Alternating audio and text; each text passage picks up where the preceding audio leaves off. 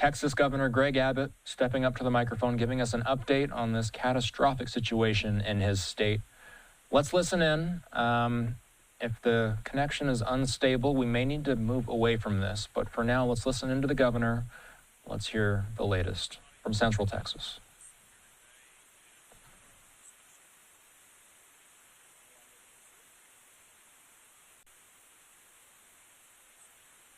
Some things to share.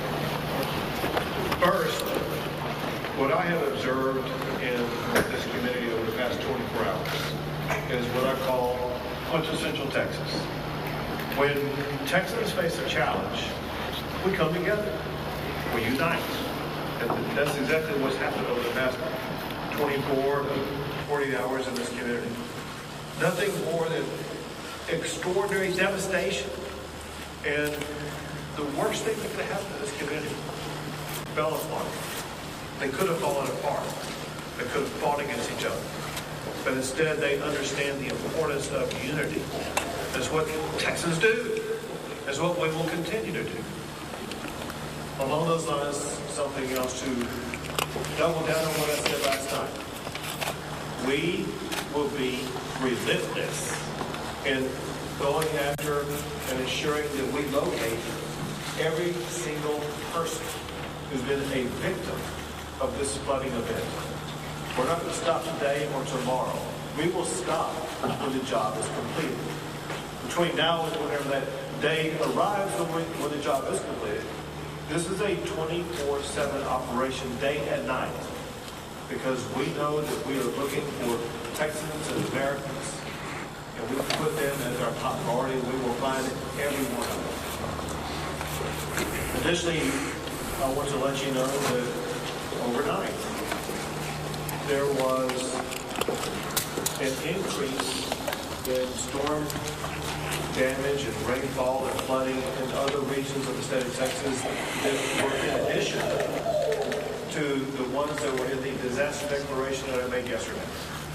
What I'm going to sign today is an expanded disaster declaration that adds the following counties to what I signed yesterday. This disaster declaration includes Bexar County, Vernon, Caldwell, Guadalupe, Travis, and Williamson counties.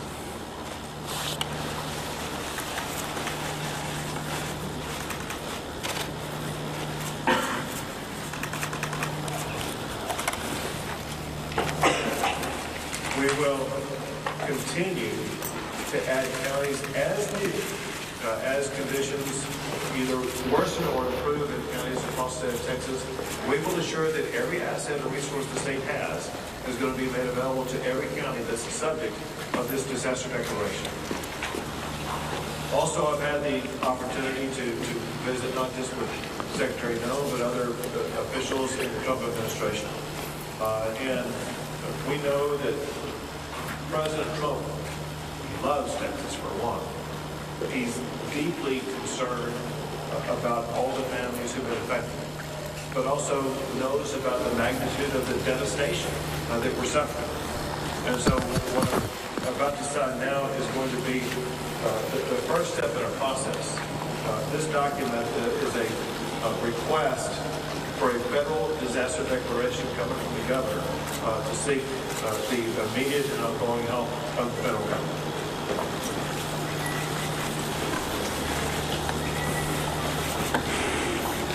I want to express my gratitude in advance to President Trump for his entire administration for their devotion to the state of Texas. He always tells me about his love for the people of the state of Texas, his deep concern for them, and I know that he's feeling that now as much as he ever has. And there's no better way to show that than the fact that he wanted to ensure that he and his entire administration was represented here today by Secretary Noem, to whom I would like to turn things over at this time. Thank you. Thank you, everyone, for being here today. And I want to thank Governor Abbott for his leadership. And know that President Trump is absolutely heartbroken by what has happened here in Texas. And the loss of life is absolutely devastating to him and Melania. This morning I talked with him several times. And he wanted to make sure that all of you know how much he loves Texas, how much he's grieving for your families that have lost someone and the beautiful children that we're still looking for and hoping to return to their families, and that he is absolutely committed to using all the resources of the federal government to help unify families, rescue all those that are still missing, and return those who maybe we will recover back to their families as soon as possible, and that we will be here walking alongside each other and helping throughout this entire crisis. And know that I'm extremely grateful as well for the leadership of Nim Kidd, who's a fantastic emergency operations manager and has been well known throughout this country for leading through such a time as this. And this tragic situation is something that is unprecedented. We recognize that at the federal level. We also recognize that when something like this happens to a community, happens to a state, that the best responders are those locally, because it's your family members, it's your community members that are being impacted, and you can respond quickly. And the role of the state is to run and manage that emergency, but the federal government needs to be here for the support and extra resources on the ground as well. And that is what we are doing and what President Trump has dedicated to continue to do. I've visited with the president already about this special disaster declaration that the governor was going to sign here this morning, and he has indicated that he will honor that and that he will accept that. So that response and that relief will be coming. And we also have had assets here on the ground since the beginning of this crisis started, since this weather event did start. And even before it came, we were alerted. We did have Coast Guard assets here that were helping to rescue people. We're thankful for the airframe that showed up and those coasties that were here walking alongside our DPS, and the emergency responders that were here, the Texas assets that were deployed already, and that coordination was seamless, and I appreciate them for putting that request in right away. We also had our VORTAC team from Customs and Border Protection out here helping with rescues. They are a specialized, trained force to come in these types of situations and bring their skill set to bear that is a resource that's incredibly important to the Department of Homeland Security, but also in these types of situations where we need emergency management response.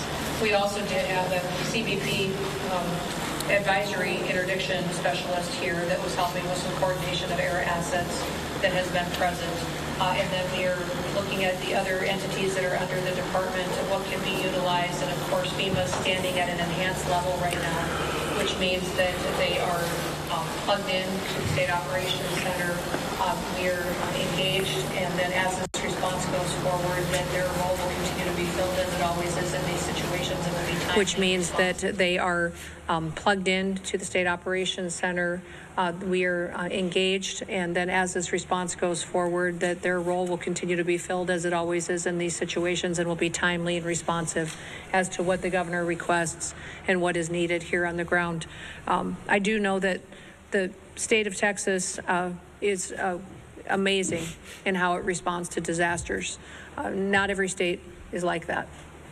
Many states do not do what the people of Texas do.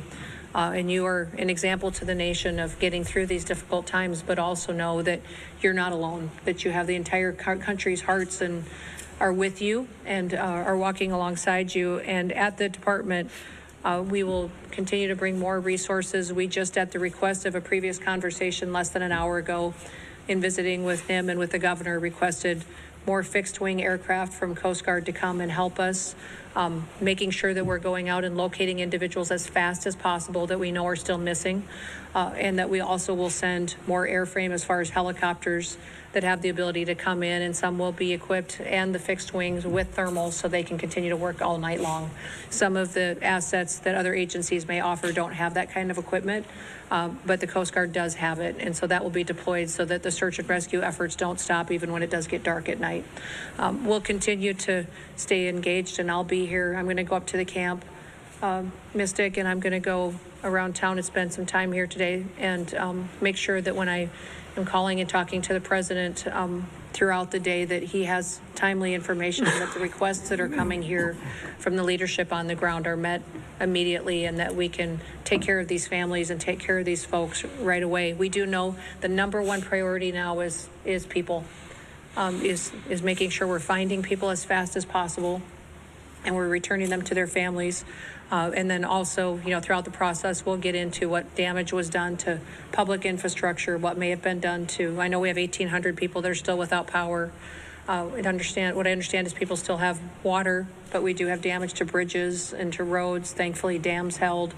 But all of that is an assessment that we'll continue to work with you on to make sure that you recover as quickly as possible. So, again, thank you all for being strong and being an example for people. Someone told me a long time ago, over 30 years ago, that to never get angry on behalf of yourself, get angry on behalf of the other people, to always go out and get up every day and go work for other people and help them. And so I know many of you that are out there responding and helping your neighbors had losses too. You're hurting because you're grieving somebody that may have been lost. We were created to serve people. God created us to serve each other. And now is a wonderful time to go find somebody you can help, somebody that you can take care of and get them through this process. And that will make us stronger and better into the future. So our prayers are with you. President Trump wants you to know that he and Melania are praying for you and love you. And with that, I'll turn it back over to the governor. Sure. Well, thank you very much. Thank you so much for being here. Thank you for the assets and resources you and the Trump administration are providing. One thing that Secretary Noem mentioned was the fact that recoveries and rescues are being made, and what has happened over the past 36 hours is really amazing. When you look at what the local officials have done, working in collaboration with multiple state agencies as well as our federal partners, in 36 hours, they have rescued or recovered more than 850 people, some clinging to trees to save their lives, others in other precarious situations. It's just sheer heroism, the way that we've seen our first responders rescue so many people. And now I would like to turn things over to Senator John Cornyn. My thanks to President Trump and Secretary Noem for responding so quickly to Governor Abbott's request for a federal disaster declaration. And particularly, Madam Secretary, thank you for being here in person. It's really important, and I think sends a very important message. Unfortunately, I've been to a number of disasters over the years across the state of Texas, as has the governor, and none of these get any easier. But I have to tell you, I remain incredibly impressed with Governor Abbott's leadership and the incredible work that the Texas Department of Emergency Management under the leadership of Noem do. They are literally the best in the nation. And what Secretary Noem said about other states not responding as well is true. It's something we should be very proud of and grateful for, particularly at a time like this. And then there are the men and women who are standing behind us here, who have been doing the work on the ground, not waiting for the federal government to show up. They've been getting the work done, as the governor pointed out. And we are all together, we are praying for those who have lost loved ones and are grieving. We are celebrating with those who have been reacquainted with and rejoined with their family members. And, a few years ago, the governor will remember this, up in West Texas after a terrible disaster, a county commissioner there said something to me that I think is appropriate at a time like this. He said, being from Texas is not just about where you're from, it's who your family is. And so when things like this happen, we come together as a family, as Texans, in a way that I'm very proud of. But it's very important because this is who our family is, and we owe it to them. And I take the governor at his word that he and his team will be relentless in supporting all of the efforts at the local and the federal level until every last person is accounted for and those families are reunited with their loved ones. But Governor, thank you again for your leadership. Secretary Noem, it means a lot to us for you to be here. And we appreciate Governor Governor Abbott and Chief Kidd, but we appreciate President Trump and you responding so quickly to the governor's request for disaster declaration. Thank you very much. Thank you. And now Congressman Roy. Thank you, Governor. Thanks all of you for being here. Before I was crazy enough to run for Congress, my family and I started a tradition of coming down to Kerrville for 4th of July. And we've been coming here every summer since my kids were little. They're now 14 and 15 to see Robert Earl and whoever else was playing. And pictures have been popping up my phone, the ones that, kick on the anniversary of different shows, like a bunch of different shows over the last decade. It hits home. It really does. It hits personally for those of us for whom this is our community, our home. My family lives in Hays County, but we spend a lot of time in Kerr. And I can't say enough about the local leadership and what they've been doing in the face of this disaster. Your city manager has done an extraordinary job. Your sheriff has done an extraordinary job. I could go down the list of everybody and I'll leave somebody out. But I can't say enough about what they've done. And then I can't say enough about the governor and about Noem and about the leadership that has come from the state and from DPS and from TDEM to get this done and to do what we're in the process of still doing to react to this unfortunate circumstance. It's been professional and it's been extremely well done. And I have to say, the secretary yesterday, I reached out to her office. I think it might be 15 minutes later that I got a call from the secretary, immediately responding to requests. I talked to Noem about the need for Army Corps support and some other stuff, immediately talked to the secretary about it. The collaboration, the teamwork, local, state, and federal, I cannot overstate the extent to which everybody set aside turfs or any of those kinds of things to deliver for the people of Texas. Now, we're far from having finished the job. We're all here knowing that we still have work to do. We're still prayerful. We're still hopeful. Obviously, there's a lot here that we're dealing with, but I'm deeply appreciative for that coordination. And the last point that I'll just make is, and I've said this a little bit earlier this morning, there's going to be a lot of finger pointing and a lot of second guessing and Monday morning quarterbacking. And I just want to pick up on what I think the governor said about 850-something individuals that were moved quickly in this circumstance and in a once-in-a-century flood where you get 12, 14 inches, where you get a 26 to 30-foot increase in water in the course of an hour and a half at 4 to 6 o'clock in the morning on a holiday. And that's what we're dealing with in these circumstances and where those camps are. There's a lot of people saying why and how, and I understand that. And I understand why parents would be asking those questions and all of the media. But where we are right now in terms of what we've done to be able to protect people, move them, get them out of the camps, and the heroic efforts of people that worked in those camps, directors of the camps, people who own the camps, who not just risked their lives, gave their lives to try to go save the lives of those kids. That's who they are as Texans. And I'm so proud of that. And I'm so proud of the work that everyone's done to do that. And now we just got to finish the job and be with the people. And importantly, pray for the families who have lost their loved ones. Thank you. Now, Kerr County Judge Kelly. And our properties were devastated. And I barely got home yesterday. I started my morning ushering in a crew with a skid steer and 2 dump trailers, 3 trucks, 9 men to start trying to rebuild what went down the river. I then had the opportunity to come here where I was asked to go over to the funeral home. I had issues over there.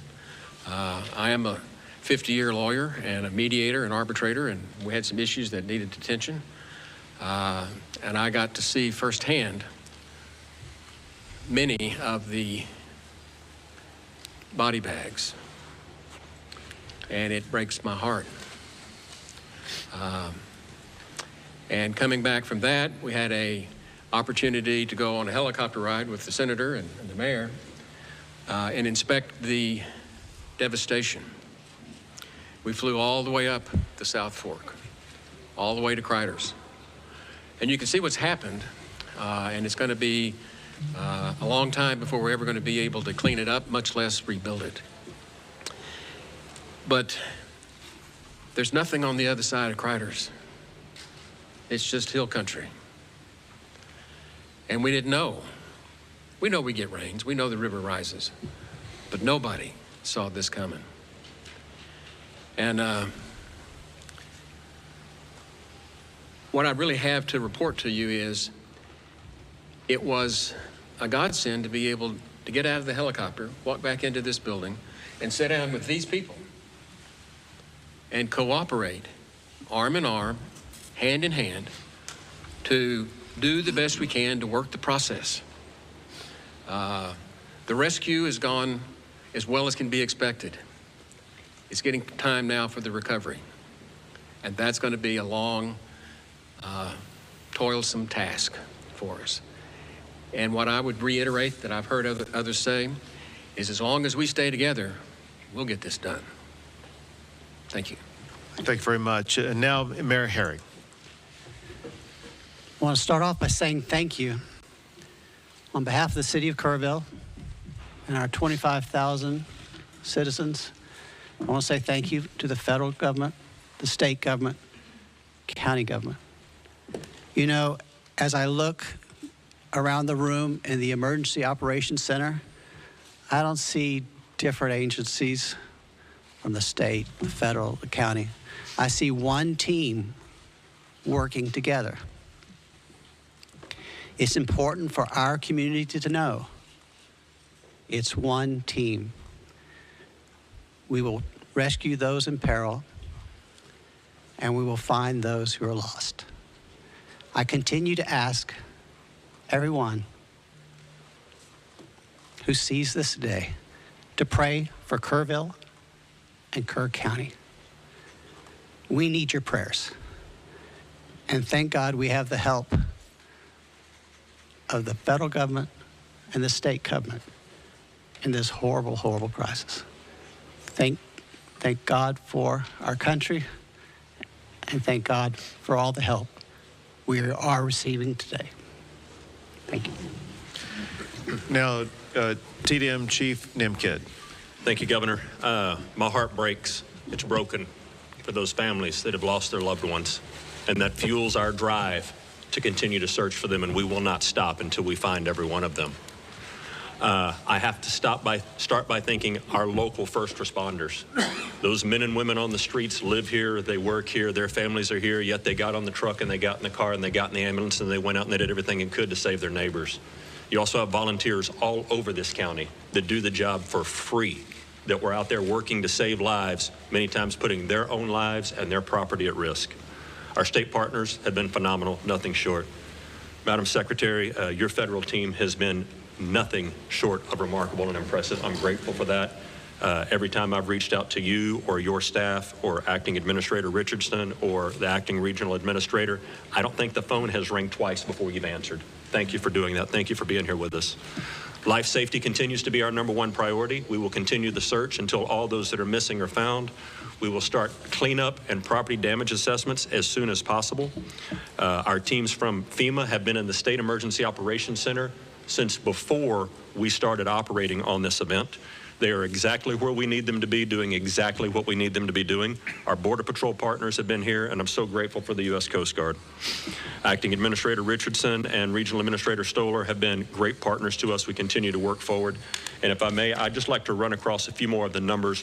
1,331 state additional personnel that have been added to this response on top of all your local responders. Over 906 state assets here.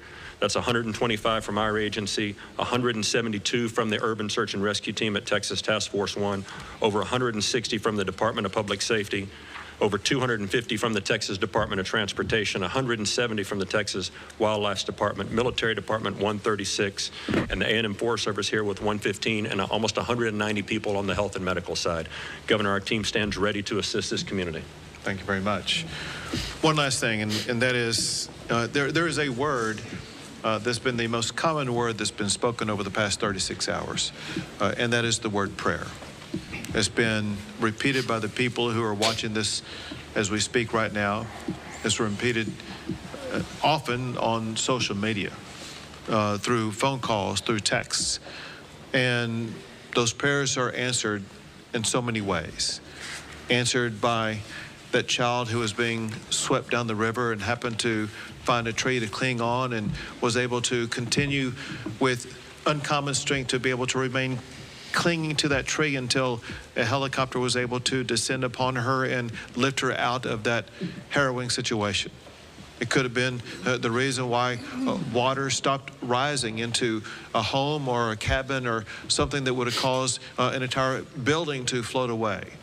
It could be the reason why there have been so many people who have been located wherever they were down the river basin. Could be something that prevented somebody from getting into the water to begin with. All we know is that prayer does work. Your prayers have made a difference.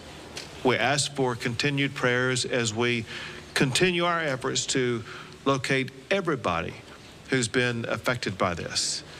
And pray so much for the families who have lost a loved one, who are going through challenging times that they never imagined on the 3rd of July that something like this would happen. Prayer matters.